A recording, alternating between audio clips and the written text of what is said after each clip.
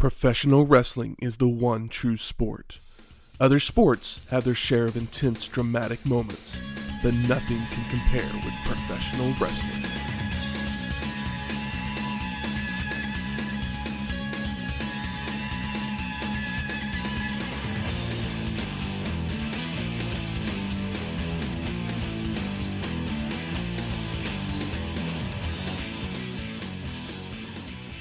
Welcome to Wrestling History X, where three friends come together to talk about the stories behind the matches. I'm Matt. It's Sting.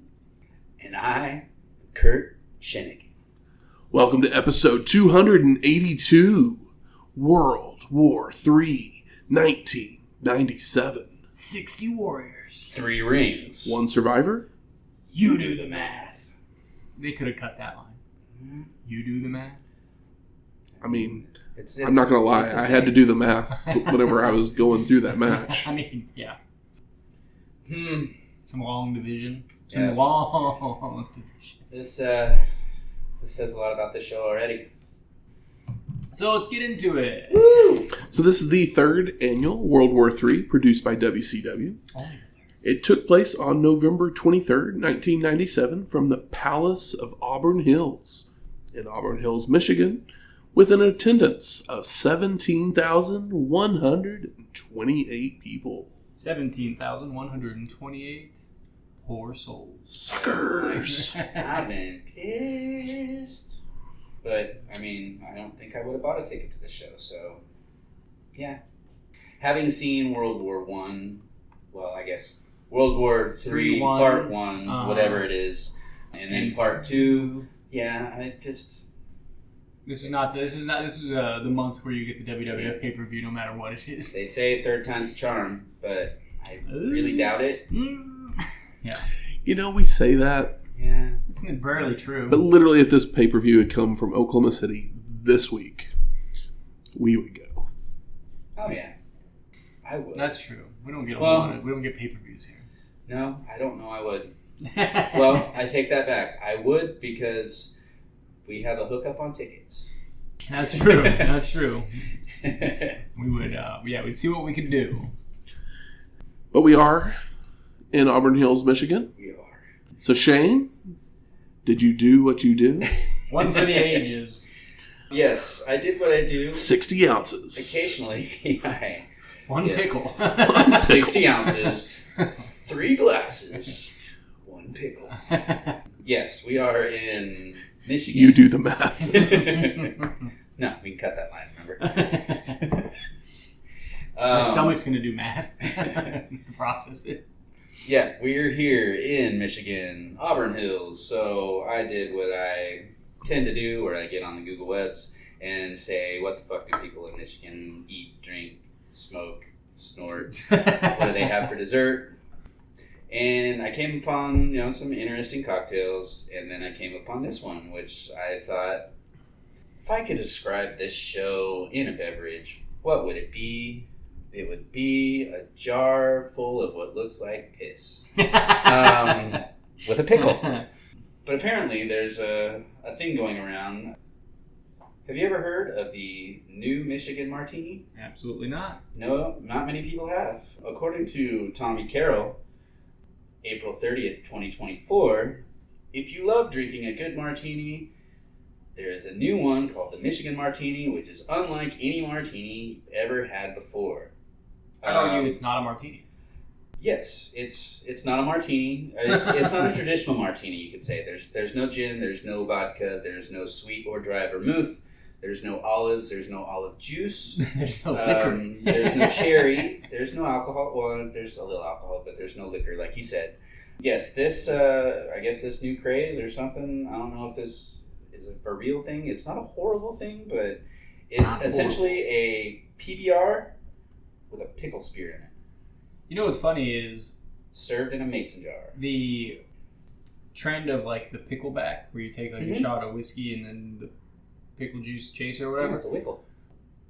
This, if they did it like a Boilermaker, where it's just a beer with a shot of whiskey in it, and then the pickle.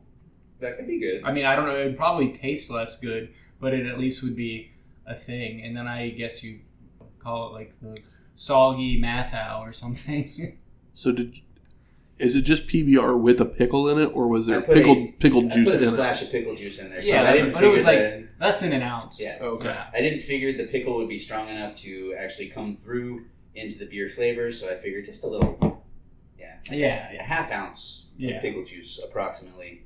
But yeah, I got some mason jars and salt will help you hydrate. 12-pack of PBR and a jar of Vlasic pickles, kosher dill. Yeah, sweet pickling would be brutal. That would be so bad. But I also hate sweet pickles. There's another tie-in here, because while Michael was talking about PBR and where it comes from, it doesn't come from Michigan, but that's where Vlasic is from. Oh, wow. So, we got 2 Michigans, 1 cup. Clink. Clink. Yeah, this is not Matt's favorite drink. He's not a beerman. So this is an extra tough it's way not to horrible. drink beer. I've had a dill pickle martini before when I was on my first cruise. That's like one of the first drinks that got passed around. Vodka, and then it was Makes straight sense. up green colored. So there was a ton of pickle juice in there, but I mean, it was good. That first one was good, I should say, and then it was like, nope, don't need another one of these ever, because I love drinking pickle juice, but that was just a little too much in the sun on a cruise, already drunk. Yeah, I can see that ending in vomiting at the, what are those called?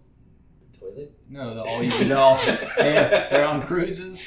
What are those called? Thing you shit in a toilet. Soft serve ice cream machine. They have these vomiting at the buffet. My God. Buffet. Okay, got you. My God. I don't know where you were going. I don't know how I forgot the word buffet. I guess because they don't really exist anymore in a post-COVID world. Maybe probably just in Vegas and on boats.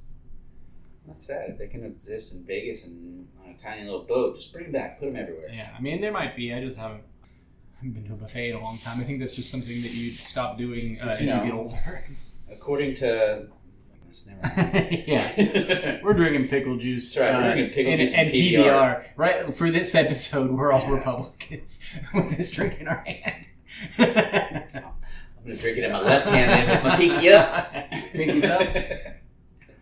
Yeah, here's a Michigan martini. Mm-hmm. I don't know if this is a real thing or if this is just a new fad or a prank or something like that. But somebody, again, is like, hey, what dumbass is going to follow this recipe? Well, we're in Michigan, so, I'm gonna cheer to one of the greatest tag teams of all time, the Steiner brothers. Steiners. While we're here. Yes.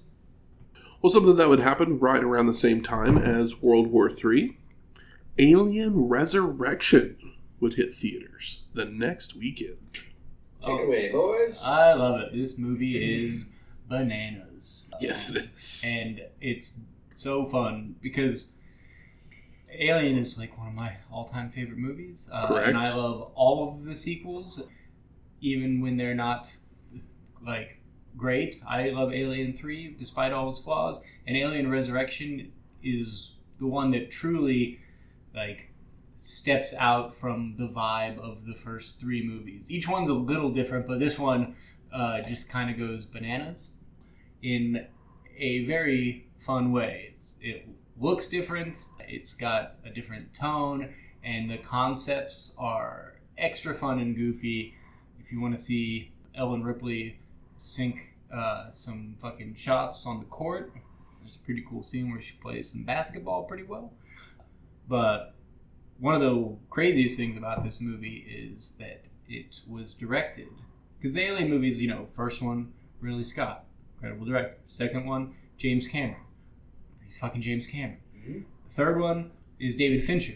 While David Fincher, it was his first movie, and he does not claim it anymore. He doesn't claim it, and it didn't come out. It kind of got out of his hands or whatever. But he's another complete auteur, incredible filmmaker. This fourth one, I can't remember the person's name. Jean-Pierre Jeunet. Yep, he is mostly famous for directing the movie Amelie, which is kind of like one of the most perfect movies ever made. But it's like a French kind of whimsical, surreal, manic pixie dream girl picture movie. The cover box with the big eyes. Yeah, it's like that guy made an Alien movie, and then you watch this movie and you're like, oh, I understand like where he's coming from with this. It's like, oh, it makes sense. And if you've seen Amelie, it's like this movie has a similar like kind of color palette, which is weird for an Alien movie. That was literally his next movie after Alien Resurrection. Oh, Amelie was after? Yeah. Not before? No, it was after. I think that's the only other movie of his I've seen. But yeah. But yeah, this movie's bug nuts, and I think it's very fun. If you like Alien movies, and you've been told Resurrection is bad, that person is a bad friend, and they should tell you to watch it because you're gonna have a good time. Just go in with an open mind. I mean, there's aliens, and then there's a very big, massive crater to the next one, but it's not. They're not bad. Movies. They're not bad. It's just one of those things where it's like you got to the like. How often is the third or fourth movie in the series somebody's favorite? It's like no, but Friday the 13th, Part 4, final chapter. It's good. It's not my favorite, but it's good. I love 2. 2 is good. Yeah, but still. Halloween 4. That one was good too. I never watched Halloween Halloween 4. Yeah, okay. Actually, I was thinking. You were joking. You were kidding. That's where Michael came back because they 4 is when he comes back. Like, because 3 is my favorite one. Yeah, I like 3 a lot. I love 3. 3 is just that right amount of crazy. But where you can hear Jamie Lee but not see her. Oh no, she has nothing to do with her. She has nothing to do with it. that. Or any She's of in them. that movie. Is she? Her voice is. Yeah. Oh, okay. Yep. I'll have to watch it. I've seen that movie a bunch of times. And she's on the phone at one point. Okay, cool. But yeah, Alien Resurrection. Commercial or something. I can't remember. Yeah, there's some fun, wild shit in here. There's a good cast, obviously. Your Sigourney Weaver, Ron Perlman, Winona Ryder. There's got to be somebody else in there that I'm not thinking of. But that's the 3 ones. Those are the 3 big ones. Yeah, I'll do my part on it because I haven't seen this movie since 1997, so I have no idea. Resurrection cast. I mean, a lot of the other people, Brad Dourif. Oh, I love Brad Dourif. Dan Hedaya. Dan Hedaya rules. Yeah. The third guy is Dominique Pannone. Is he some? But I think he's a French guy probably that works a lot with the director. Is that Gary Dourdan or whatever his name was that was on CSI or something like that, and then had a complete just. I can't believe I forgot Brad Dourif. Burned off of that show. That guy. Yeah, I love Brad Dourif. But yeah, he had like this something happened with drugs or something like that, and he just all of a sudden just wiped off the show. But also, it was Joss Whedon's. Wrote the movie. I forgot about that. I didn't know that. This movie has like some big and interesting and fun ideas because like, well, what do we do? Because she threw herself into fire in the third one, and this one. I mean, she technically went out. She went out the airlock in. In 2. In 2, yeah. Yeah, she's hanging from it or whatever. But it's like one of those things where it's like, well, I guess there's enough oxygen on here to keep her alive or whatever. But, yeah. Resurrection is a good time. I highly suggest it. And there's been 2 Alien movies since then, and there's one coming out this year, and I will be there on the opening weekend to see it, no matter what it is. Romulus. Yep. So we had Prometheus, or Prometheus 2, which is called Alien Covenant. Which is Prometheus 2. Yeah, that's exactly what it is. And then those were both Ridley Scott. Yes. This next one, I don't know who's directing it. It's Fede Alvarez. He did horror movies. Don't Breathe. Oh, okay. The Evil Dead remake. Oh, the new one? Yeah. That came out like a couple of years ago. Or no, the remake, not the one that takes place in the apartment. He just did the Texas Chainsaw Massacre remake, the Evil Dead remake. Well, because there was the new Evil Dead just a year or 2 ago, and then there was one from like 10 years ago. That was like the remake, yeah. Yeah, the one with Jane Levy. Yeah. Okay, yeah. That's the like reimagining or whatever. Yeah. And then, I mean, Don't Breathe is the big one. Texas Chainsaw Massacre, that was with like Elsie Fisher. Or maybe he just produced it. Is that the one with Jessica Biel? Yes, he wrote it. There's so many Texas Chainsaw. No, Jessica Biel one's like 2002, 2003. Yeah, I'd say a good 15 years at least. He also did the American version of Girl in a Spider's Web. So Fincher did the first one. Yeah. And he did the sequel. Oh, okay. Yeah, I don't think anybody saw it. In the American version. They waited a decade, and then they're like, all right, well, here's the next one. And people were like, well, we're good. I'll still go just watch the Swedish versions that are much better. I mean, I think the Fincher movie is It's incredible. good. It's good. But I don't think it's better than But the foreign versions are still better. I don't think the foreign one's better than the Fincher one, but I don't think that they're bad. For those of you listening at home, if you've seen either or both, give us your thoughts. But yes, I am very excited for Romulus, which comes out here in a few weeks. Yeah. My opinion is if an alien movie exists, watch it.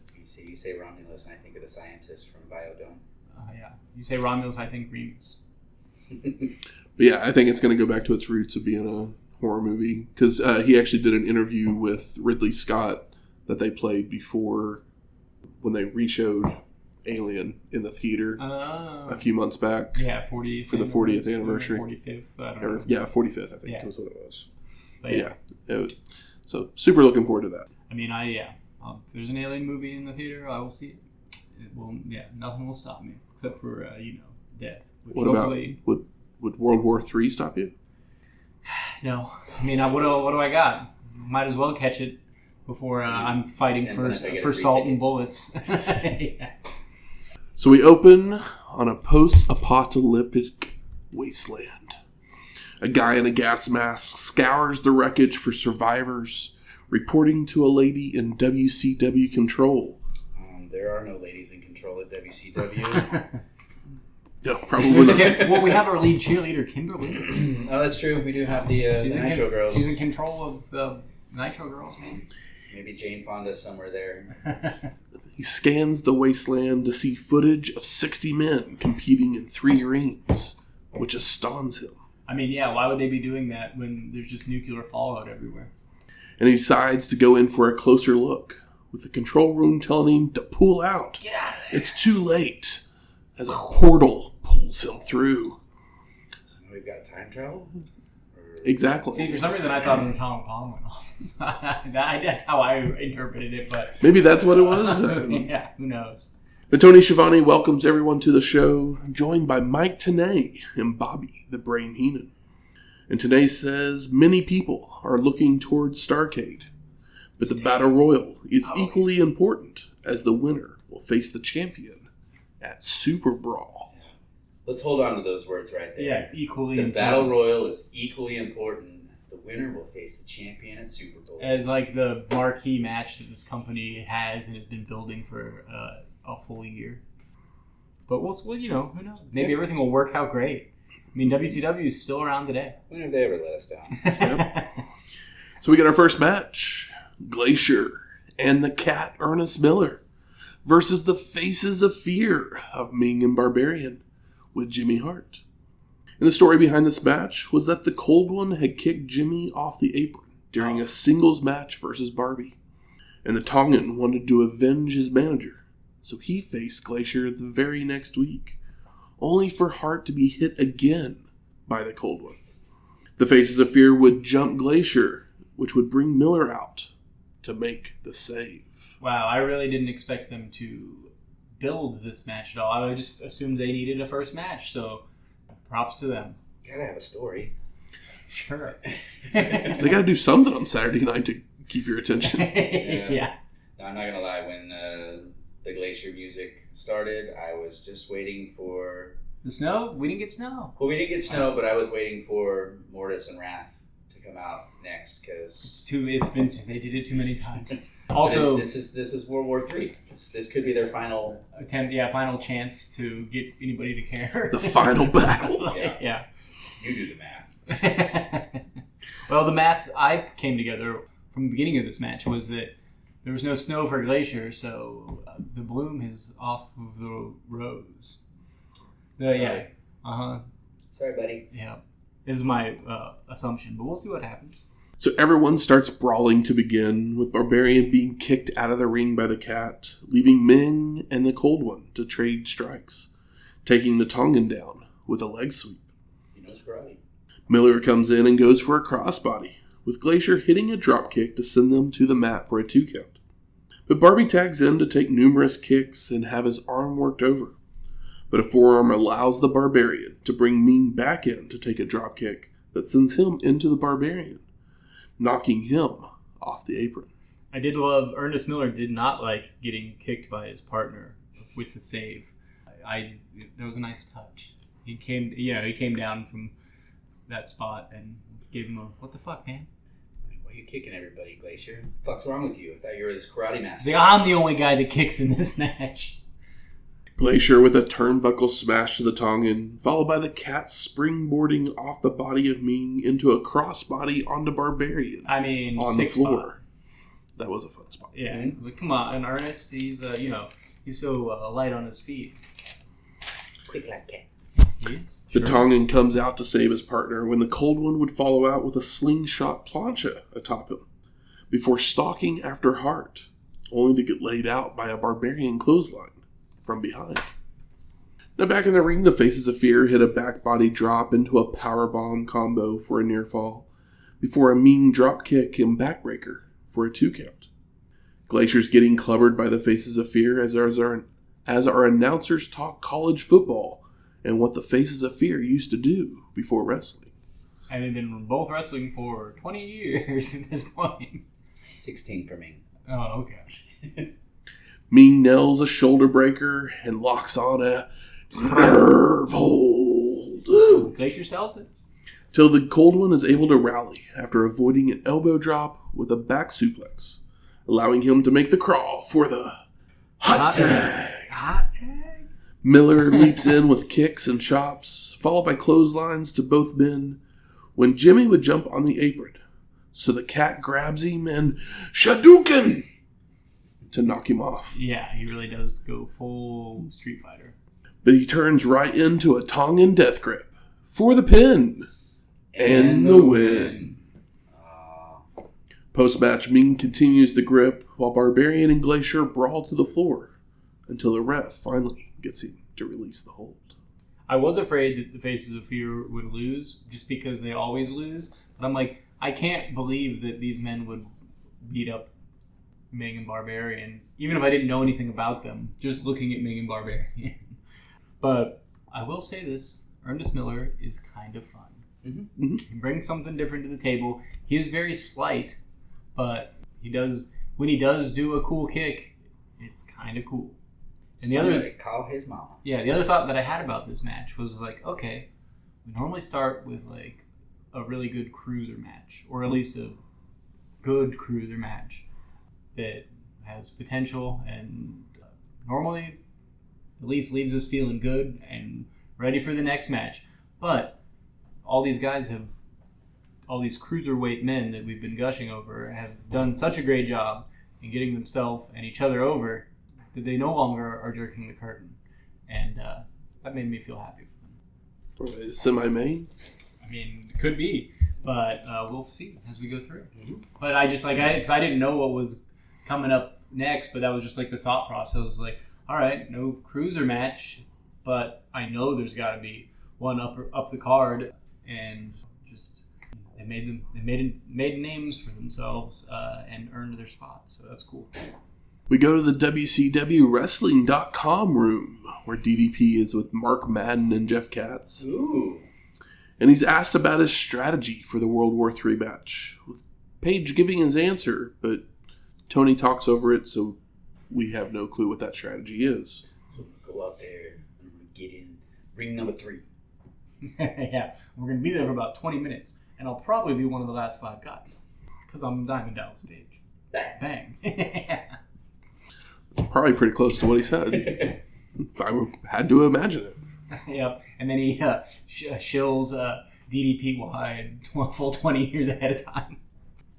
So we go to our second match, Disco Inferno versus Perry Saturn with Raven for the WCW World Television Championship. And Perry had defeated Inferno a few weeks prior on a Nitro, while the flock had gained a few more members in Van Hammer, Ooh. who we haven't seen since Slamboree 93, episode 90. The last time, Scotty Polo was in, or whatever, Flamingo was in WCW? Yeah. Probably. Welcome back, Van. Yeah, this was the thing where they're like, all right, we're going to try large men with guitars. But Van Hammer, I think they just call him Hammer most of the show. Yeah. Which is funny. It's like, what do you know? He's no longer Van. He's not an MC. Please, Hammer. Call him the Hammer. Don't hurt him. Or Van Hammer. And Lodi, who's making his debut, basically taking over the sign guy thing that Stevie was doing because he's no longer with the group, as we mentioned last time we saw them. What a shot to the Raven flock. Crew, because it's like, okay, well, shot to the flock, and it's too late. And Raven's to blame. Yeah, and Raven always. But it's like, okay, well, the most charismatic and interesting guy that you had is now gone. And you replaced him with Van Hammer, non-heroin addict. A guy That's that, what it was. yeah. Stevie was just too upbeat. He had too much pep in his step. A guy that couldn't get over in a time where the mid card and lower card of WCW was Big John and the guy who was replaced by Renegade. And Hugh Morris. And who was the other guy that played the fat guy that played guitar? Man Mountain Rock. Man Mountain Rock. I guess he was in WW. Yeah, that was his name. Max Payne. Max Payne. That's right. So it's like, Van Hammer was huge and couldn't get over. He was gigantic, great looking guy, and he couldn't get over. But I guess we'll bring him back, try again with the same name. So Raven takes the mic to say, "Let the stretchings begin," before leaving the ring, followed by Saturn taking control with takedowns and slaps to the head, until Disco hip tosses and body slams Perry, sending him out to regroup. And Saturn returns with chops, only to get hip tossed again, sending him bailing out once more as he's frustrated that he fell for the same move twice. Inferno brings Perry back in with a slingshot, only to telegraph a back body drop, allowing Saturn to respond with a clothesline, but he then runs into an inverted atomic drop. Disco hits a turnbuckle smash, strikes, back elbow, and a falling fist for a 2 count. Goes to the second rope for a double axe handle, only for Perry to get a boot up, which Inferno sees in time to stop himself, but he then drops an elbow, with Saturn avoiding and suplexing Disco for a near fall. I mean, look at them. Disco just had to be humiliated for about 2 months, and then they were like, all right, we'll let you not look like a complete idiot for 3 minutes. Just today. Perry with a body slam and goes to the second rope for a moonsault, which misses, leading to the two men running through a bunch of pin attempts for a 2 counts. And boy, do they go for a while. Back to their feet, our competitors fight over a waistlock, with Saturn winning to dump Inferno onto the ropes to crotching, followed by a springboard forearm. His disco balls, man. His disco balls. To knock them both out to the floor. Inferno makes his way towards the rest of the flock at ringside, pulling Kidman over to nail a chart buster, which is a stunner, on the concrete, before also dropping Lodi with one onto the railing. Disco tries one on Van Hammer. Yeah, right. But Perry's recovered to attack from behind. Saturn then drags Inferno back to the ring, setting up for a tiger suplex. But Disco blocks to deliver a swinging neckbreaker for a near fall. Shake, rattle, and roll, baby.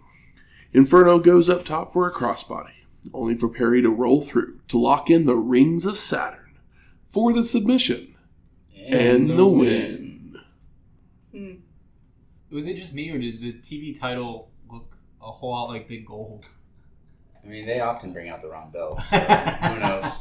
Last time they brought the TV title out for the U.S. title. I was like, this thing looks like Big Gold, but I didn't get a good enough look at it. Mean Gene's in the back, and he plugs the hotline saying who he saw in the locker room will surprise you, followed by welcoming in last year's World War III winner, the Giant. Elegante himself. Calling him a favorite to repeat, but he has a disadvantage. Scott Hall broke the big man's hand. He's got a little broken hand. With little broken hand. With Okerlund showing the footage. Mean Gene asks for the Giant's mindset, and he responds that he can't chokeslam anyone with his bad hand, but he can throw people over the ropes, and this is his spot. The big man continues that he's blown to the gills, and someone will pay for his hand. Somebody introduced him to cocaine? Scott Hall did break his hand, so yeah. He's like, twist his arm a little bit, do a little more. Sorry about that, buddy. Yeah. Let me show you the ropes. I'll take you to the bar. Show you a little trick how to get all that pain. Got a broken bone in his thumb. I know how to get through a match. So we go to our third match. Yuji Nagata with Sonny Onoo versus Ultimo Dragon. And if Ultimo wins, he gets 5 minutes with Onoo. 5 minutes alone. Nagata goes right after the shoulder to begin because, if you remember, he had surgery to remove some bone chips. Yeah. Until Dragon avoids a kick to leg sweep and elbow drop Yuji before attempting a handspring back elbow, which Nagata catches and takes Ultimo down with an armbar. A drop kick sends Yuji out to the floor where he regroups, only for Dragon to bail out and chase Sonny around, allowing Nagata to attack from behind. Now back in the ring, Yuji misses a drop kick, so Ultimo goes to a headlock, hanging on tightly until Nagata escapes with a back suplex, followed by several kicks, and tries to rip his mask off before nailing a pile driver for a 2 count. That dirty rascal. Yuji locks on a sleeper, but Dragon with a back suplex, only for Nagata to recover first to continue to lay the boots in, followed by another pile driver for another near fall. More kicks, including an enziguri from Yuji, before going to a camel clutch, before transitioning into a Fujiwara armbar, forcing Ultimo to reach the ropes. Nagata keeps up the attack with a belly-to-belly suplex for a 2 count, but then telegraphs a back body drop, allowing Dragon to go on the offensive with a series of kicks, including a face wash that sends Yuji rolling out. And Ultimo looks to follow with a slingshot plancha, only for Nagata to go for a kick to the gut on his way down. But Dragon catches and counters into a dragon screw leg whip, Ooh-wee. Followed by heading up for a flying crossbody. Love to see it. Now back in the ring, Ultimo goes up top once more, only for Yuji to meet him there. But Dragon delivers a sunset flip powerbomb for a near fall. Ultimo follows up with a moonsault for a 2 count before Nagata reverses a vertical suplex, only for Dragon to float over to counter into a Dragon sleeper. Yeah. And Sonny jumps on the apron to distract the ref, so he doesn't see Yuji tab. Which causes Ultimo to release the hold and celebrate. He thinks it's over. Dragon realizes the match isn't over, so he takes Nagata up top to deliver a super Rana for the pin. And no, Onoo puts Yuji's boot on the ropes. That pesky man. And Ultimo starts yelling at Sonny while Nagata charges at him, only to eat a thrust kick, before Dragon goes for a back suplex that knocks Onoo off the apron, but causes Yuji to land on top for the pin and the win. Even though technically it was even a 4 count. I know, I caught that. I was like, wait a second. Because a lot of the times it sounds very similar when the ref jumps down to the mat. And I was like, I heard 5 though. So I rewound and I was like, oh, cool 4 count. I guess that's why he's on the second match. Yeah. Old Billy Silverman. I mean, I liked their first match more, but give me Yuji Nagata, Ultimo Dragon, any day of the week, and I doubt I'll be bored.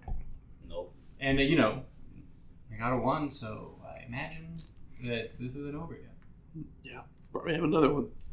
Cool with it.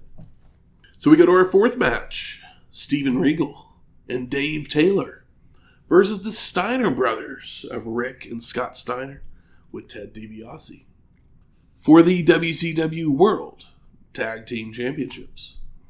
The last time we saw Regal was at the G1 Climax, episode 262, and Taylor at Nitro on February 24th, 1997. Episode 244. Mm-hmm. I mean, Dave Taylor, not a man that's featured regularly. So, good for him getting a chance at the tag titles. We are informed that Regal and Taylor beat the Harlem Heat multiple times to get this opportunity. So, they earned it. And the Steiners, of course, are our hometown boys, as we are in Michigan. So, a little more context, because you mentioned that the Blue Bloods beaten Harlem Heat to get the title shot. But also, the Outsiders, I'm sure this is going to surprise you completely. Absolutely. But they started calling the Steiners' title win phony. Never. Oh my God. As Nash had been hurt. So the win didn't count because Six had filled in for Nash. So they even started wearing tag team belts themselves, which happened to be the new tag team belts. Because they're going to change over here pretty soon. Yeah, just, undercutting anybody. It's like, okay, well, Steiner's are one of the greatest tag teams of all time, and you guys are just going to undercut them? I wouldn't fuck with Scott fucking Steiner. But hey. Yeah. It is what it is. We shouldn't be surprised. Another thing to note before we get going here. Steven Regal is packed on the pounds. A little bit. He is wearing a singlet now because, he must have... He ain't good in Japan. Yeah, or he stopped back off at home and, had too many English breakfasts. The weight doesn't look bad on him. He looks more imposing. It makes him look even taller somehow. You know how it works on TV sometimes. Sometimes a larger man, like a wider man, a man of larger carriage, sometimes the weight makes him look shorter. Regal somehow looks like a mountain now. I wasn't expecting it. So the match gets going with Taylor being thrown around by Scott early on. USA.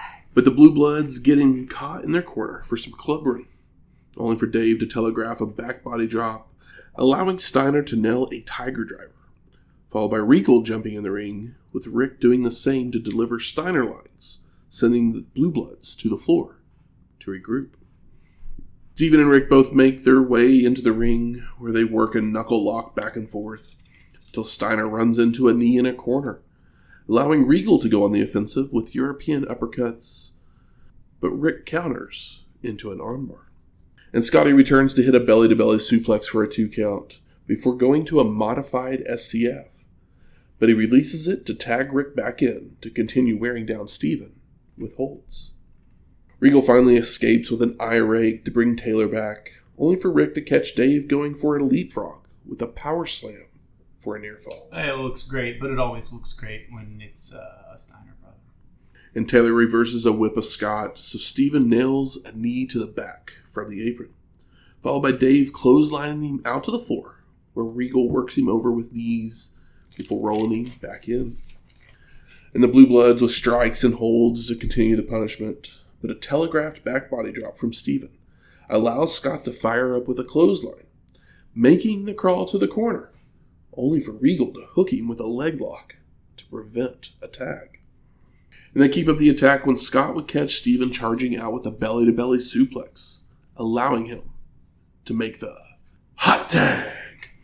Rick cleans house with right hands, Steiner lines, body slams, and an elbow drop, when Scotty would rejoin the fray for mounted punches on Taylor, when both Blue Bloods are back body dropped with Dave landing on top of Regal. And the Steiners throw Taylor to the floor, followed by picking Steven up on the shoulders to deliver the Steinerizer for the pin and the win. Steinerize! This was really fun, but one of those things where it's like, that's the benefit of watching TV, is that I would have seen more of Regal and Taylor recently, so I could have been behind them a little bit more, but Would you have been? I mean, I like both men. I think they're both good wrestlers. But I mean, who am I gonna? The only person I want to see pin a Steiner is Hiroshi Hase. And that's just because I want to see him fight again. We then go to Mean Gene in the aisle with J.J. Dillon. And Okerlund stumbles over Dillon's official titles, saying J.J. has his hands full, because some people have signed contracts and others haven't. And Dylan discusses Raven, who's one of the ones that hasn't signed a contract. So tonight might be his last match. JJ continues that WCW has allowed him to sit in the crowd, come and go as he pleases, and even giving him TV time to express his opinions. But Dylan has to draw the line. Does he express his opinions? Declaring he has 24 hours to sign a contract, or he's gone. Mean Gene says he doesn't know if that's going to be bad news or not. And to be honest, I don't disagree with him. Mm-mm. And the entire time that they're talking, the screen behind them is actually showing Raven, like, listening to all of this and just not reacting. Not reacting at all. He doesn't react to anything. But we then go to our fifth match. Scotty Riggs versus Raven with Perry Saturn and Kidman. Scotty Riggs with an eye patch. Mm-hmm. Got that Thor look going on now. Yeah, because remember he got dropped toe hold right into a chair. Yeah, he sold the eye. They did the stretcher job and everything. They set it up. He's also been getting involved in the Flock's business over the last few months. He refused to join them, and now he's getting beaten up. But he never chooses. Raven would continue to offer him a spot in the Flock. Why does Raven love Scotty Riggs so much? Sees potential, I guess. I don't know. We've all said that Scotty Riggs has potential. And Kidman takes the mic to let everyone know this match is no DQ, or there will be no fight. And I guess Scotty accepts since he dives over the ropes onto all three men. I mean, it's a grudge, buddy. Followed by right hands to Perry and Kidman. Riggs turns his attention to Raven, brawling all around ringside until they make their way into a ring to continue the beating with a swinging neckbreaker and a running splash for a 2 count. Oh, and by the way, I mean, we've talked about this. It's World War III. There's 3 rings, so, you know. Yeah. They went into a ring. I mean, we just assumed you knew that because World War III, but just to put it in your mind's eye, for some reason you started listening to Wrestling History X on World War III 1997. You sad, sad soul. But we love you. Yeah, absolutely. Thanks. And stick around. Raven gets a boot up on a charging Scotty, pulls him into the turnbuckle and begins choking with his flannel shirt before throwing Riggs to the floor. And Raven has his whip reversed, sending him into the ring steps, followed by returning to the ring, where Raven retaliates with the jawbreaker. Saturn then throws a chair into the ring, with Raven picking it up for a chair shot to the back, before setting it up, but Scotty reverses a whip to drop toe hold Raven right into the chair. That leaves both men down. Some just desserts Steven Regal was eating on his time off. Now back to their feet, Riggs throws the chair at Raven, followed by a drop kick for a 2 count, and a bulldog onto it as well, for a near fall. Scotty goes for a suplex, but Raven floats over and nails a DDT. Instead of going for the pin, he just takes the mic to tell Riggs that he doesn't want to hurt him. He just wants him to join, before spiking Scotty with 2 more DDTs, even as Raven is yelling at him. Raven never makes a cover, but the ref does make a 10 count for the knockout and the win. Yeah, he holds the mic while having him in a DDT position and says, "I feel your pain," twice. Still don't understand it, but whatever. It's okay. Post-match, the ref calls for help, but the Flock arrives to carry Riggs into the crowd. Oh my gosh, what are they going to do? Brainwash him? Is he going to come back as a guy with an eye patch that now listens to Typo Negative or whatever? Constantly scratching at his neck. Yeah, they got him hooked on heroin, like an exploitation movie. It's possible. Yeah. We'll see. Raven matches are such a fucking chore. I mean, yeah. Scotty Riggs, like I said, he does have potential. Yeah. He does the moves. He's big. Of the men in this match, I enjoy Scotty Riggs a whole hell of a lot more than Raven, and that says a lot, because I didn't really give a shit about Scotty Riggs until he wrestled Raven. I mean, over the last year or so, there's been some flashes of him being good in the ring in matches that were shorter, uninteresting, but like I said, potential. So we go to our 6th match. Steve Mongo McMichael versus Bill Goldberg. Steve Mongo McMichael with a steel pipe. Followed by Goldberg not making his way out to the ring. As Mongo shows the camera that he's got his ring back. It's that Super Bowl ring. McMichael takes the mic to say the fans aren't getting the advertised match, as Bill's not the only one who can sneak up on someone. Old Mongo has learned some new tricks before telling the camera to look backstage, where we get a shot of Goldberg laid out. We then go back to the ring where, as you said, Tony points out that his Super Bowl ring is back on his finger. Oh, I saw it before Tony. What's going on here? Mongo then makes an open challenge. I mean, you do the math. With Queen Deborah dragging Alex Wright out to the ring. Alex is not very interested. Yeah. I wouldn't want to wrestle Mongo either. Ooh, it got me. McMichael's posing on the turnbuckle when Alex would attack from behind. But he doesn't. He stops to dance first. Even though it wasn't that He interesting. totally does. Gotta dance. It's my gimmick. Whipping him with his leather jacket and chops, but Mongo responds with a back elbow, multiple clotheslines, and a body slam. And then Michael stomps away, sending Wright out to the floor to regroup, only to jump Mongo when he's chatting with the ref. McMichael counters to slam Alex down several times for a 2 count, but Wright rallies with a leg lariat for a near fall. Mongo then reverses a whip to a quarter, followed by some 3-point stance chop blocks, clotheslines, a side slam, and a tombstone piledriver, which I guess he now calls the Mongo Spike. Spike. For the pin and the win. You know, like when you get a touchdown in football? Yeah. Spike it. You ruin everything, Mongo. You ruin the tombstone. You ruin the horseman. I mean, props to Alex for allowing Steve Mongo McMichael. I mean, obviously he's a very large and strong man, but I would be very nervous to let him give me a pile driver. This was the last time. So we saw Alex, right? No, that would be very sad. Post-match, McMichael screams at the camera that he's taken down Goldberg and Alex already. Who wants more? I mean, who wants some? They haven't had any yet. Play the baseball movie clip. My brain is not working today. I can't remember words like buffet or the baseball movie with James Earl Jones. Field of Dreams? No. He's It's a baseball movie. The Sandlot. Some more. Oh. Yeah, that was the joke I was going Gotcha. for. I'm a mess. Actually, I always forget that he's in the Sandlot. Even though, like literally every time he shows up, I go, oh yeah, that's right. He's that guy. Uh-huh. He's the guy that owns the giant dog that's a puppet. Yeah.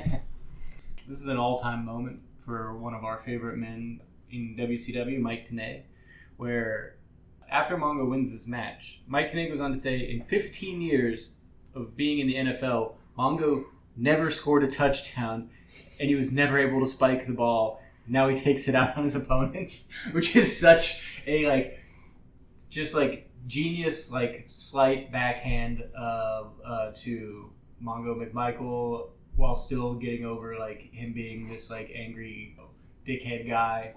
But it's just so funny. It's in 15 years. He could have said in all of his time playing, but it's 15 years. Damn. And I don't even know what position he played, so maybe that wasn't even an option, but it was still funny. He played defensive line, so it's not really much of an option. No, but I mean, Mike Tenay still just laying it in a little bit. I really, how could you? I already love the man more than most, and I mean, when he's not giving us the behind-the-scenes secrets of Lucha, he's telling us the embarrassing facts about Steve Mongo McMichael's football career. Yeah, Mike Tenay is obviously worked before Chris Charlton, but he's just so much better than Chris Charlton at the same time. Just a better, he's good on a mic. Smart man. So we go to the WCWWrestling.com room again, where Perry Saturn is there saying that he told Disco Inferno he'd win, that he beat him with his hold, before daring someone to come take his belt, followed by berating Mark Madden for wasting his time, which I felt was appropriate because Madden called the flock the nest. Yeah, I couldn't remember what it's called in this iteration, but... So we go to our 7th match. Rey Mysterio Jr. Oh my gosh. versus Eddie Guerrero for the WCW Cruiserweight Championship. And I'm spent. Finally. Just, Lucky number 7. give them their accolades that they've deserved for over a year now. All these guys, Malenko, Guerrero, Mysterio, Ultimo, Benoit, have just been having bangers on the undercard of pay-per-views for like 2 years. And here we go with the Cruiserweight essentially on top. So you might think that the champion's coming out first, but no.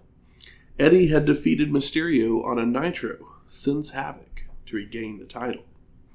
So our two men go back and forth with some arm work until Ray hits a head scissors to take the action to the mat, where Guerrero takes control for a 2 count. And Eddie whips Mysterio to the ropes, with Ray attempting to slide underneath him, only for Guerrero to grab and power Mysterio up for a German suplex, followed by a back suplex and an ab stretch. Eddie sucks. I mean, that's not me, that's the fans. Ray escapes and runs the ropes, leading to him using a monkey flip pendulum to springboard off the ropes into a head scissors to send Eddie out to the floor, before Mysterio looks to dive out, but Guerrero ducks and trips up Ray, followed by leaping into the ring with a slingshot somersault senton that misses. That was fun. I mean, yeah, these guys can really do no wrong. Nope. Eddie charges at Mysterio, who back body drops Guerrero right into crotching himself on the ropes, before trying for a slingshot sunset flip powerbomb, only for Eddie to block and drop down to the floor to nail a tilt-a-whirl backbreaker. Ray's rolled back in, while Guerrero heads up top, only for Mysterio to meet him there for a superplex, but Eddie blocks and reverses into one of his own, followed by going back to the top for a frog splash, which Ray avoids and takes Guerrero down with a hurricanrana for a near fall. Mysterio tries for another, only for Eddie to counter it into a flapjack, looking to deliver a powerbomb, but Ray counters it into an arm drag and a head scissors for a 2 count. And Guerrero retaliates with a basement dropkick, chops, and uppercuts, before a front suplex onto the ropes, before trying for a sunset flip powerbomb of his own, but Mysterio reverses it into a hurricanrana. I love that Mike today brings up that it's the 3rd anniversary of the death of Bar, Eddie's old tag partner. It's the little things that help you get invested in a character. And Ray jumps back in the ring to get a running start to fly over the ropes with a slingshot senton, followed by both men heading back into the ring, where Mysterio avoids a charge into a corner, sending Eddie headfirst into the post. So Ray goes for another hurricanrana, but Guerrero reverses it into a powerbomb. And Eddie locks on a gory special, pulling Mysterio down to the mat for a pin, but Ray flips through for a pin attempt of his own for a near fall. Mysterio continues with a body slam and heads up top, only for Guerrero to meet him there for a running powerbomb. But Ray tries to counter it into another rana, which they mess up. So they fall down to the mat, allowing Eddie to smash Mysterio's head on the turnbuckle. It was okay. I mean, these guys are so good that they recover a botch and it makes it look like a fight. Yeah, it's perfect. I was even thinking at that spot, was that fucked up? That's what you should think on a botch.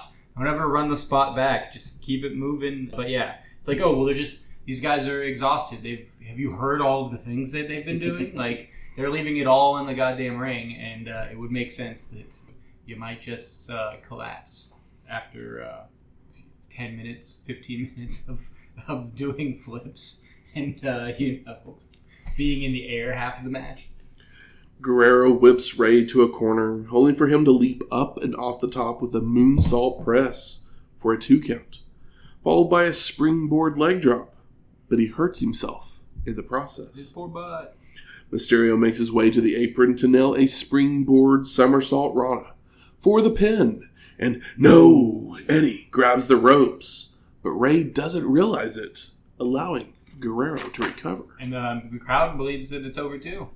Mysterio places Eddie on the top before going for a springboard rana, only for Guerrero to catch and dump Ray face first onto the turnbuckles, followed by a frog splash for the pin and the win. A picture-perfect frog splash. Yep.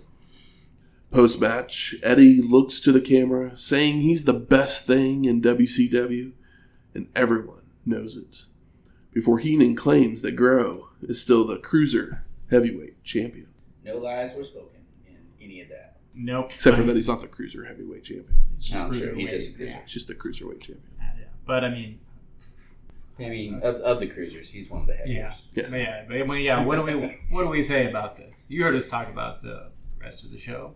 There were some cool things, but and there's more to come. But my God, this is kind of what we're Curt into. and jerker we were waiting for at the very start of the show. That is right near the very end, and it earned its spot, and everybody's over, and the crowd's chanting against Eddie. They're cheering for Ray. This is what happens when you put some hard work in, and you are undeniable.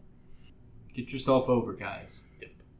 We then get a commercial for Starrcade, where we see Sting brooding on a rooftop in the rain, where he's witnessed the ruin of an empire. the ruin of an empire, Now he seeks the ruin of a man. ruin of a man. Paybacks are hell. Sting versus Hollywood Hogan. Starrcade 97. Call your local cable networks now. God, I love that song. It's so funny because I know that Sting is basically just off of television and more over than everybody, but does any promotion have room for a Raven and a Sting? I mean, Sting's not as weird and sad. He's more revenge mode or whatever, and lurking in the shadows. But it's I mean, I want to say there should be no room for both of them, yeah. but Unfortunately, there history is. has proven me wrong on multiple occasions Yeah, with them in the same company. It's not the same gimmick, but it's in the same vein. Yeah. It's kind of like if they were both rock bands. It's like, oh well, if you're a fan of the Ravens, you might also like the Stingers. Yeah. It's like, you got Stone Temple Pilots and Pearl Jam. Yeah. Which one do you prefer? Uh-huh. I prefer the one that doesn't do heroin. Well, I guess Eddie Vedder's, I don't know if he had big drug problems, so, but who knows? So we go to our 8th match. Curt Hennig versus the Nature Boy, Ric Flair, for the WCW United States Heavyweight Championship in a no DQ match. There must be a winner. So the champ comes out first. Foreshadowing. Even bringing out the correct belt. Whoa. And a chair for him to sit on. Smirking at the crowd before swatting his gum at the fans. Remember when Mr. Perfect first started? That was the coolest thing. And Hennig has the NWO shirt with the 6-ball on the back of it. It's why is he wearing a 6 shirt? They run out of the regular NWO ones. He's hurt, so all of them, because later in the World War III when they come out, they have a 6 shirt as well. Basically, I was wondering that. I didn't know if he was hurt or if this was when he was being ousted from. No, he's just hurt. When he was on an injury, so Bischoff's shit list or something. Yeah. Well, I mean that's nice of him. I just wasn't sure. I was like, well, that's weird. I mean, it's still an NWO shirt, but yeah. So once the Nature Boy is in the ring, Hennig bails and refuses to enter. So Flair chases after him with chops, right hands, and throwing Curt into the ring post. Posted. The two brawl out into the crowd before returning to ringside where Hennig chokes with a cable cord. And they go in and out of the ring, continuing to brawl, when Nate heads to the top for a double axe handle, where he seems to land wrong as he begins to limp. Oh. Followed by chop and running Curt into guardrails, only for Hennig to poke the eyes to change the momentum. Now Curt with a back body drop and a clothesline at ringside before returning to the ring for a 2 count, which angers Hennig, so he pokes the ref in the eye. Ref poke. This is the kind of ref chicanery I can get behind because this cracked my shit up. It really caught me off guard, and the camera angle on it was perfect. You just needed the boink. Yeah. Noise. Yeah, it was so good. Curt starts working the leg by pouncing on it and a spinning toe hold before the two start slapping and chopping away at each other. And the dirtiest player in the game nails a chop block to start working the leg himself, hitting a rolling knee drop and doing some strutting, followed by heading up top, only for Hennig to meet him there to press slam the Nature Boy down to the mat for a 2 count. I was, after that leg spot for Rick, he sells it incredibly well, and I was like, oh, it looks like he's actually, and maybe he is, but that's just, it could just be Ric Flair happy to be wrestling. More chops shared between the two that leads to a Flair flop, so Curt makes a cover for a near fall. The two trade strikes when Nate Bill tosses Hennig across the ring, which causes Curt to crotch himself on the ring post. And both men are hobbling, but they keep swinging until they bump heads for a double KO, followed by Flair delivering a back suplex for a 2 count. Hennig retaliates with a snapmare and a rolling neck snap before a Flair flip to the floor, with Curt giving chase to smash Nature's head into the ring steps and the guardrail. And the Nature Boy counters by pulling Hennig into the railing before bringing him back into the ring the hard way, but his leg gives way, so they both land hard on the mat. I mean, when you sell your leg that well, without it being like hokey, people remember, and then your spots matter. Flair grabs a chair and sets it up to atomic drop Curt's leg between it, only to then kick the chair several times, sending Hennig rolling around in agony. That kick to the chair while he's like hopping, so good, so like innovative. He does the atomic drop on the top of the chair, his leg slips through, kicks the chair. I mean, yeah, if Sabu had 8 more brain cells, he would have already done this. Nate grabs another chair and the belt, bringing them into the ring, smashing the steel across the knee and locking on a figure 4. But Curt is able to grab the belt and clocks the Nature Boy with it for the pin and the win. This was so good, but the finish was so cookie cutter. I saw it from a mile away. I saw Rick with the belt, and I said, no! And then I was like, maybe it won't be what I think it's going to be. And then it was exactly what I thought it was going to be. Unfortunately, with Flair and Hennig, it's almost always what you expect it's going to be. It was the finish, because I thought the match was with really the good. exception being the match that they had in WWF, where I didn't see Mr. Perfect retiring Ric Flair and sending him back to WCW on a commercial break. Yeah. Yeah, shit. So we go to our 9th match, the World War III match. And Michael Buffer makes the announcements. So let's get ready to have some rule changes, as participants can now freely move from ring to ring, but if you touch the floor in any way, you're eliminated. Okay, I don't even know if I caught that while watching it, and I don't know if it comes into the match that much. Supposedly, it's supposed to get down to the final 5 and entering, and then get into the middle. I definitely caught that and remembered it when we got to the end of it. So. And the winner will win a championship match at Super Brawl. Number 1 contender. But we'll see if WCW actually follows through on that. They would never lie to us. Never, ever. Ever. So our participants for the match are Diamond Dallas Page, Ray Traylor. Last time we saw him was at NWO Sold Out 97, episode 238. Alex Wright with Queen Deborah, Disco Inferno, and Meng. Villanos 4 and 5. Last time we saw them was Nitro, August 4th, episode 264. Chris Benoit, Fit Finley with all of his long hair, and La Parka. Followed by Steven Regal, Public Enemy of Rocco Rock and Johnny Grunge, Dave Taylor, Ultimo Dragon, Norman Smiley, who we haven't seen since Starrcade, 1990, episode 51. Louis Spicoli. And last time we saw him, Born to be Wired, episode 266. Hector Garza and Lizmar Jr., both at Nitro, August 4th, episode 264. Giant and Chris Adams, which was at Starrcade 1990 as well, episode 51. I have the great pleasure of informing you that Greg the Hammer Valentine is here. Last time we saw him was Nitro, September 2nd, 1996, episode 219, followed by Yuji Nagata, Chris Jericho, Juventud Guerrero, and Wrath with James Vandenberg, who we last saw at Fall Brawl 97, episode 271. We've got Harlem Heat, Stevie Ray and Booker T with Miss Jacqueline, the Steiner brothers, Rick and Scott with Ted DiBiase, and Ho Hacksaw, back again. Haven't seen him since Nitro, February 24th, 1997, episode 244.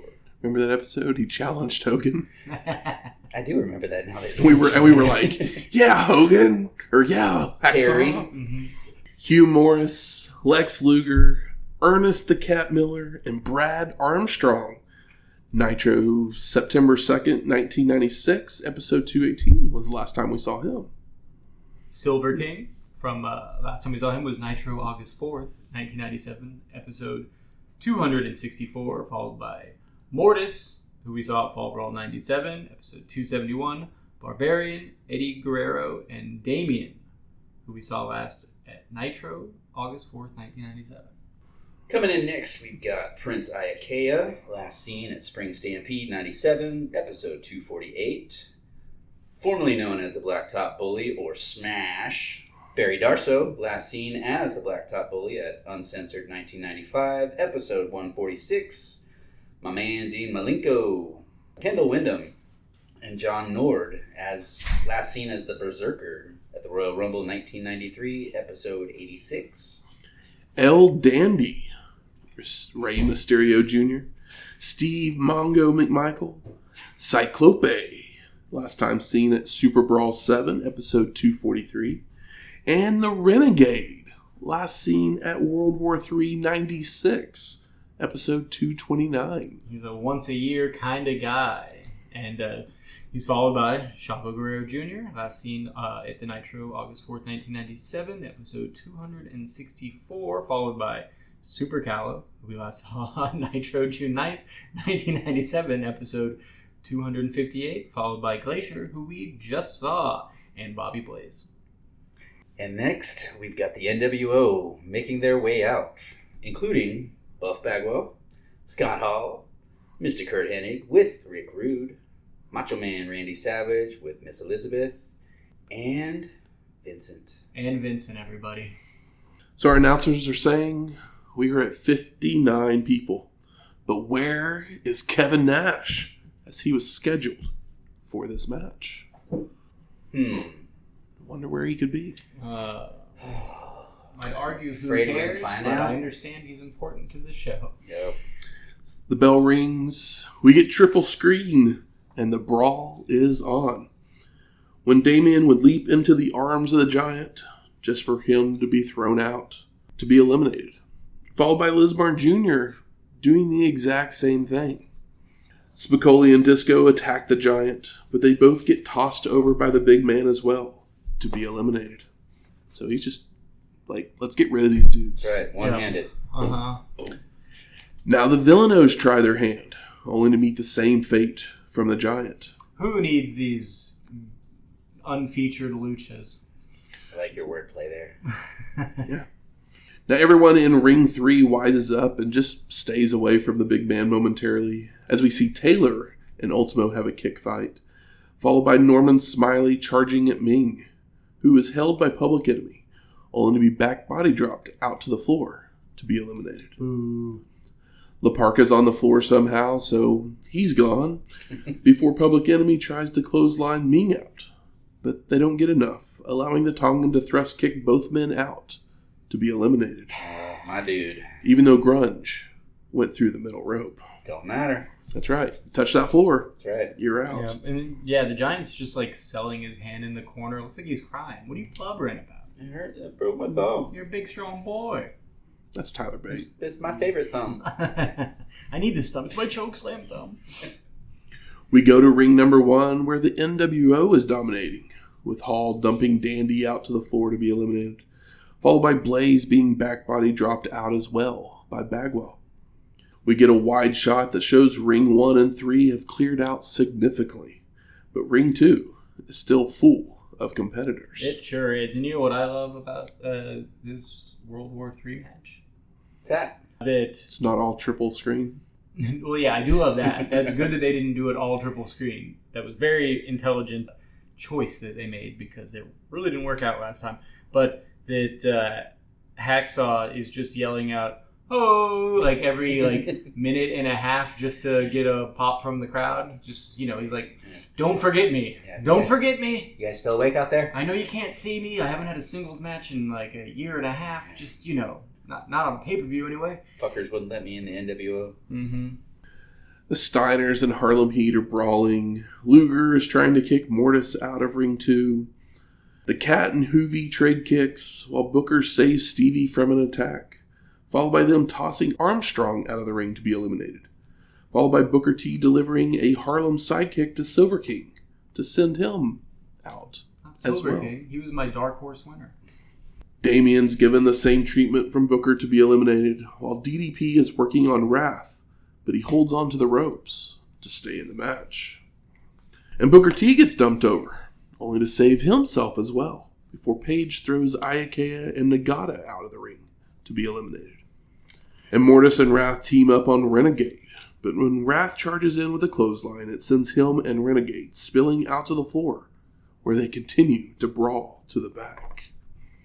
Watch WCW Saturday Night to see the conclusion of this feud.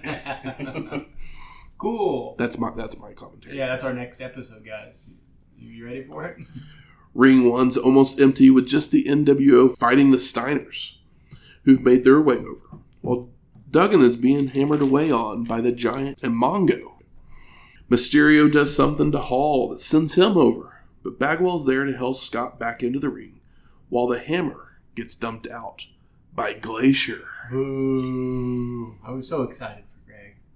I mean, he went further than expected. Yep, and sad news. It's not in Matt's notes here, but this is the last time that we see Greg Valentine in a WCW pay-per-view. Is it? Yeah. It's in the little trivia here. The little notes of the show. Okay. On the IMDb. Oh, okay, cool. All right. Well, thanks for coming, Greg. Yeah. We love you. He's kind of a nobody now, so it's not someone that I really look to see. It was a surprise that he showed up. He always looks his best in a WCW ring. I agree. The Giant is in pain with his hands, so Duggan delivers a corner splash, with Mortis coming over to help work him over. Bagwell tosses Ray over the ropes multiple times, but he hangs on each time to stay in the match, while Scott Steiner makes a save to drop Buff onto the top rope. Harlem Heat's working on Chris Adams, while Hacksaw's made his way over to hammer away on Hall and Savage. And Adams falls out of the ring through the second rope, so he's eliminated. Oh, nuts. Followed by the Giant yanking Mortis back into the ring from the apron to stomp away on him. I guess he had a grudge. Gotta save him to make sure that they have that spot that they planned for later. Yeah. Work. Like, oh yeah, wait a second. I gotta do a thing to you in a minute. Finlay is tossed out by Taylor to be eliminated, while Benoit and DDP chop away on each other, fighting through the ropes to the apron, and then back into the ring. Taylor's drop kicked by Wright over the ropes to be eliminated, when Benoit's clotheslined by Page over as well, followed by the Cat kicking Malenko out. And Vanderberg gets on the apron to advise Mortis and Alex Wright as the Giant and Meng look to face off, when Duggan is back body dropped by Morris to be eliminated, even though he tries to get back in. So Macho Man snitches on him to the ref. Did y'all see that? It's funny, and I did like it. He was Fuck you, Randy.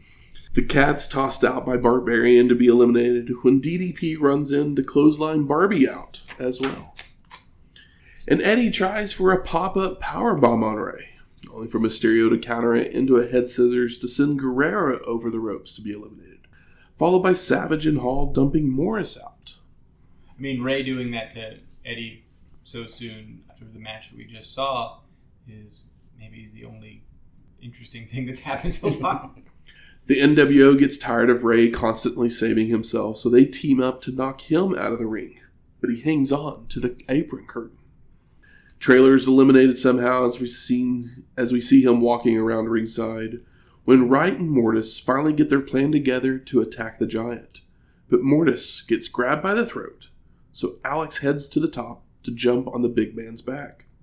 And Mongo's clotheslined out by Meng while Mortis and Wright charge at the Giant, only to be back body dropped over to be eliminated. Aww. Meng and the Giant stare each other down before they start clubbering away on each other as Scott Steiner is eliminated in another ring, clearing out that ring. Lex back body drops Stevie Ray out as well, leaving Booker T, DDP, Rick Steiner, and Lex Luger remaining in Ring 2. The NWO in Ring 1, followed by the Giant drop-kicking Meng out to leave him alone in Ring 3. So much for that. When there's down to 5, we all move into Ring 1. Well, I mean, the Giant is just, so big he's and, like so 3 big and guys strong. there. Yeah. The big man makes his way to Ring 2, where the match is supposed to continue, but the NWO refuses to do so, even tossing their referee out of the ring. So all the WCW guys make their way to Ring 1 to brawl. Vincent goes for a body slam on Page, who counters it into a diamond cutter, but Macho Man saves him from elimination over the top. But the Giant just rolls his corpse out of the ring to be eliminated. Yeah, that was pretty funny. Like, alright, sorry, Buff. DDP works on Buff as the big man just hangs back, when Booker T is back body dropped by Hennig over to the floor to be eliminated. And Rick is dumped out by Hall and Bagwell, when the Giant decides to get involved with a double noggin knocker to Savage and Buff, helping Page back to his feet. Lex with mounted punches to Hennig when Bagwell attacks from behind and poses, which gets him beaten down by Luger. And the MWO team up to eliminate Lex when the Giant dumps Buff over to be eliminated, followed by Curt and Lex eventually falling off the apron as well. So our final 4 are Macho Man Randy Savage, Scott Hall, the Giant, and Diamond Dallas Page. If we were booking this, DDP wins, right? Probably. I think that's what I was hoping for while watching this. Savage works on DDP's arm while the big man chops away on Hall in a corner when Page calls for the diamond cutter, only for Macho to counter it into a jawbreaker. And Savage heads up top for an elbow drop, while the Giant power slams Scott before standing in front of Page to keep Macho at bay. But he still leaps off with a crossbody, with the big man catching him, only for Savage to rake the eyes to escape. And Macho stumbles right into DDP, who delivers a diamond cutter, with Page going to roll him out. But the Giant stops him, because he wants to nail a chokeslam. Yeah. And they roll him out for Savage to be eliminated, leaving Hall all alone. So he bells to another ring, and then signals to the entrance. Ooh. When the NWO music hits. And on the network, it stays the NWO music. So you don't get the audio signal, but it turns into Voodoo Child. And out comes Hollywood Hogan. Boo. Getting into the ring and going after the Giant, slamming him down. Followed by crotching Page on the ropes and a back rake. And the big man fights back with a bear hug on both Scott and Hogan, when Sting descends from the rafters. The Stinger climbs over the ropes. That's what Sting does. As Hollywood tosses DDP to the floor, eliminating him, before turning and seeing Sting. So Hogan bails out to the floor as well, eliminating himself. And I know that beautiful hair anywhere. The Stinger then smacks the Giant with the baseball bat that sends him out to the floor to be eliminated, making Scott Hall the winner. Mm-hmm. Post-match, Sting makes his way out of the ring, again stepping over the top rope to beat down the big man some more, before coming back into the ring, only to remove his mask to reveal that it was Kevin Nash the entire time. Yep, and just smiles like a fucking idiot. Talk about the surprise of the night, guys. And laughs. This is a real fuck you to anybody that watches Worst wrestling. thing is, I never saw it coming. Yeah. The NWO pile in to celebrate, followed by Hollywood hitting a diamond cutter on DDP several times as Tony says his goodbyes, and we go to credits. But we then get another look at the Starrcade commercial. Oh, yeah. Before it fades to black. Because you keep pissing me off with all these fucking pay-per-views. Why the hell would I want to tune in and watch Starrcade? And we'll talk about that in time. So I ask you, gentlemen, what are your overall thoughts of World War III, 1997? This was less good than some of the WCW television we've watched recently. Yep. And the fans would have just completely lost their shit if DDP won the main event, and it would have been so exciting, and it would have restored, because they have to have that happen every once in a while. They got to give Lex his win or whatever every once in a while, and it's DDP's turn, and it would just breathe life into everything that's going on right now, as opposed to showing up to a pay-per-view and then leaving like with your nuts cut off, because they just cut your nuts off. It made you feel like an idiot, and you spent money to feel like an idiot, and it makes no sense. 60 men didn't come out. 59 men came out. Why? There was no rule that said that you can come in 40 minutes into the match and fuck around, and 2 men did that. So Well, it's just like the logic is busted, which you can play with wrestling logic. We know that.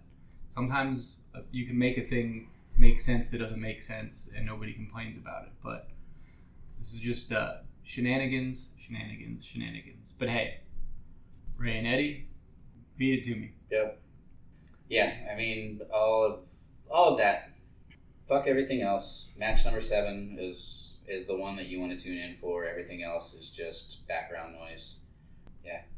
It was an insulting main event. Yeah, I mean, after the shit show that was Halloween Havoc, and then the main event of that not meaning anything. Feeding fans to the other company. We give this. That's what it feels like. They're just feeding them to the other company. Yeah.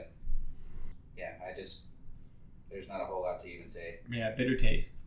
Yeah, WCW was so focused on Starrcade that the show is basically a filler show because nothing of importance happens here. Oh. They can say that the winner of this match getting a championship at Super Brawl is important. They can say it.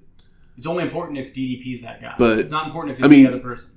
It's only important if it actually happens. That's true too, but it has to be DDP for it to matter, and then it has to happen for it to matter too. It's like two-pronged, but we can't trust them to do, well, either thing, obviously. Yeah.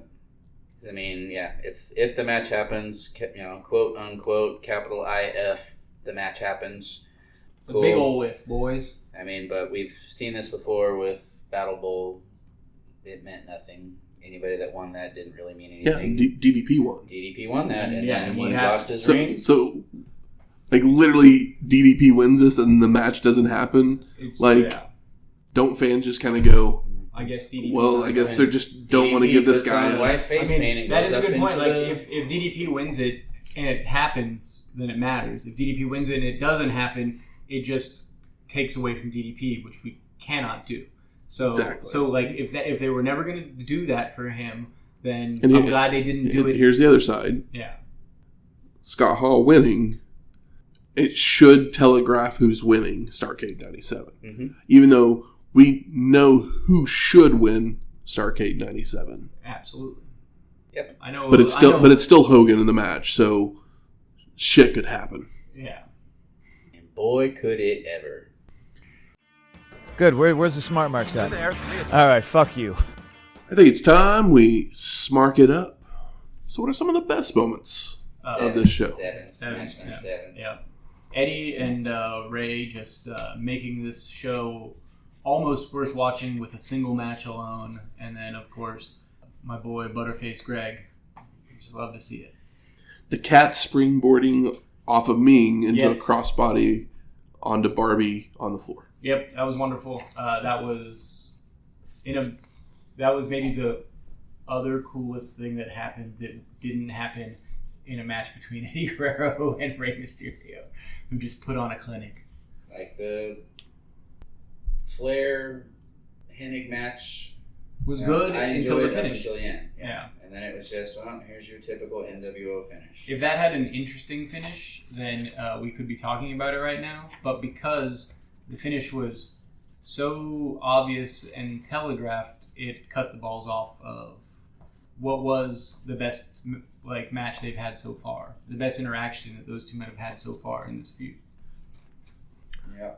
I mean, Nagata and Ultimo Dragon, Great. I thought was great as well. Yeah, that is great. It's a little overshadowed, obviously, because of Eddie and Rey, but by no means was it bad, and it ends with us wanting to see that match yet again. So the Cruiserweights, the moment they are carrying WCW for me, for a lot of people, and I believe that they will continue to do so. Until they get pissed off, take their ball, and go elsewhere.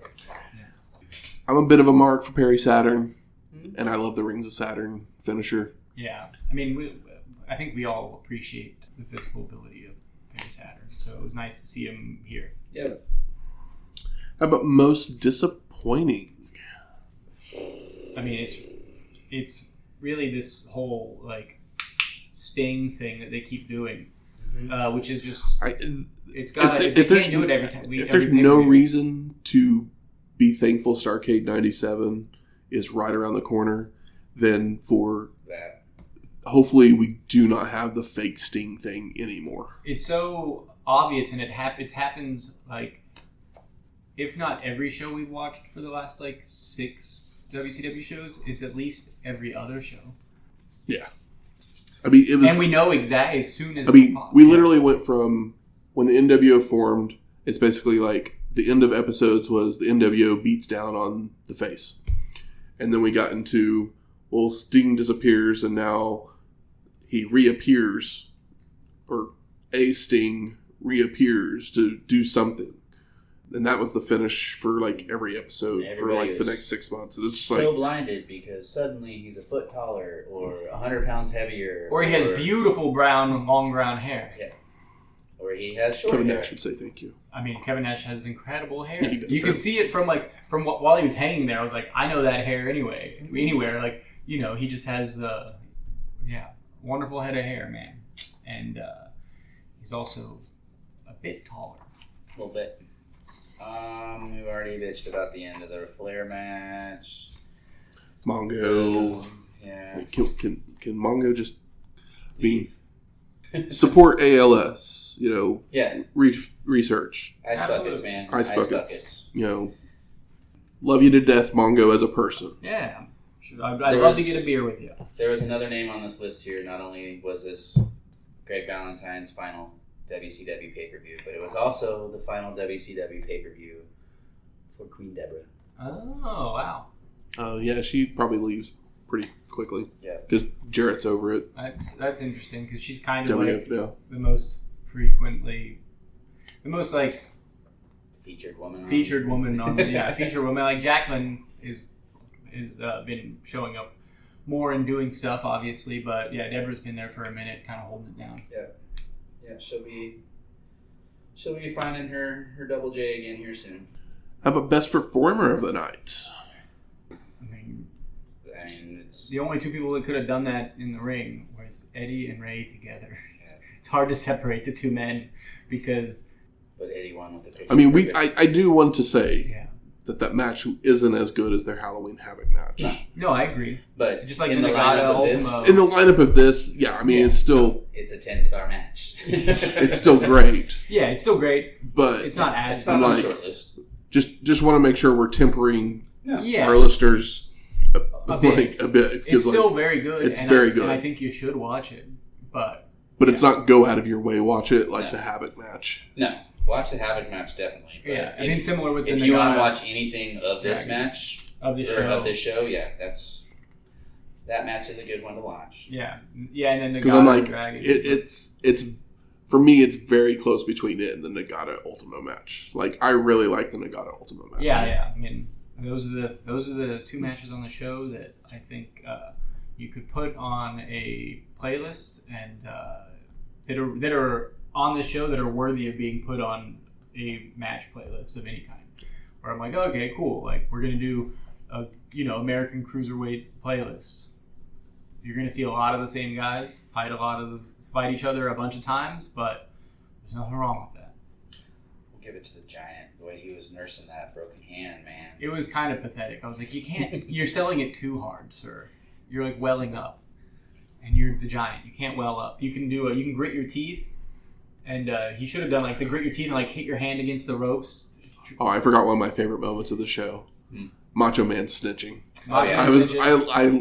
I rewound it and laughed at least 3 times. Also loved Hennig's eye poke of the ref. Yeah. Those were two peas in a pod as far as funny spots where it's like, oh, this is comedy like done right. And how about most surprising? For me, I guess it was. We're gonna have a resolution to the Raven thing. Maybe. I mean, the hammer. Maybe. Yeah. I shouldn't have been surprised by the hammer. I guess that was exciting for me, even though it didn't really amount to anything. I was just excited to see him because I love him. But Regal and Taylor are back together. Yeah, that was cool for sure. Surprising Regal packing on like 30. Wait, guys. Sorry, totally forgot about the surprise of the night. Oh yeah, Sting. It was Kevin Nash under the Sting I thought mask. you meant Logan was here. Oh my god. I mean, I don't know. Was he on the last pay-per-view? He did 2 pay-per-views in a row? Crazy. Hogan? Yeah. Yeah. Crazy. That's surprising. He lost both of them. Yeah. I know, it's the first time that I think he's ever lost a Back-to-back shows. back-to-back shows. Yeah.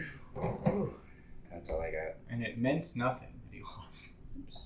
And now for a look back even further into the history of wrestling. The dusty finish. UWFI's Nobuhiko Takada had walked into the land of New Japan Pro Wrestling and taken the IWGP Heavyweight Championship for his own at the flagship January 4th show. He would defend the belt in his own promotion for a few months when one of New Japan's former champions, Shinya Hashimoto, would make a challenge at Battle Formation on April 29th, 1996. Early on, Takada would continuously go for a cross arm breaker, only for Shinya to just shove him away or block every time. So Nobuhiko turns to a combo of kicks that rocks Hashimoto until Shinya turns to slaps to take control. And Hashimoto starts delivering his own kicks, a DDT and a brainbuster, before locking in a triangle armbar to force Takada to submit, making Shinya an IWGP Heavyweight Champion for the 3rd time. Shinya Hashimoto would hold onto the belt for over a year, until the newest, powerful sensation would make a challenge. I love my beefy kick man. Next week, November to Remember, 1997. So ECW, it's not in Philly. It's not. It's in Monaco. Something like that. Pennsylvania. Yeah. I mean, let me pull up the Google. But find out how do you say it? I'm having a good time watching ECW in different buildings. Yeah. It's fun. It's weird because you don't quite have the same energy, but it's just It's Monaco. Monica. Matt is right. So music from this week's show is Slamhead by Chopin Intisari and Mike Slammer. And Scott Hall won our main event. You're a slam head. And he plays for the NWO, so we play Rock House by FCO Music. Every time you hear Rock House, I cry. I hate it. And if you like this episode or any of our other ones, please go out there and rate and review us on iTunes, Spotify, YouTube, or wherever you find your podcast at. Give us likes and shares and stuff. I mean, Like, subscribe, comment, ring that bell to get notifications. It feels so dirty when you say things like that. Do what you feel, guys. And also, don't judge us on the quality of the show we had to watch. No. We covered World War III. We deserve some accolades. sitting through it. Oh, and if you're going to listen to us on YouTube and you find that there's a missing episode, just go to one of the other places, because I decided not to edit out music just because it's too much. And podcasts should not not be going to video. do it. They shouldn't be a video thing. We're never going to be video. It's the audio format. Put it in your ear at work. Put it in your ear when you mow the lawn. That's what it's for. Maybe once we get to that, Patreon level. If we get that sweet subscriber level where we can monetize, then maybe we'll do something different. But get my hair did, spend some time in the gym. Mm-hmm. I'm just gonna neck up. I'll just do cosplay every week. I'll do it in a lucha mask. I think I've got a blue lucha mask at home. I think I have a purple Ray one. Any questions, comments, concerns? Where are we going again? We're going to Monica. How did I forget that already? Ooh, Monica and friends. Maybe I should bring. No, that doesn't. Maybe I should bring Scotty. Yeah, 2 weeks in a row with drinks that I don't like. That's just mean. Broccoli Rob. That's what Monica is. Now, anyways, we're going back to Philly. Remember, we're going to Pennsylvania. We're not going to Philly. We're going to Pennsylvania, PA, Monica. It's the other side of the state. But yeah, give me some ideas. What should we bring for Pennsylvania? What the hell did you think of this show? Tell me. Somebody out there has to have watched it. This is nobody's favorite thing. Did you do the math? I did. 9 minus 7 equals 2 matches that I don't watch. Yeah, 59 plus 2 is 61. But then he has a 33rd and a 3rd% chance. Yeah. But you can email us any of those things at WrestlingHistoryX@gmail.com or find us on X at WrestlingHistoX. That's Wrestling HISTO. Twitter. X. We'll talk to you next week. Later.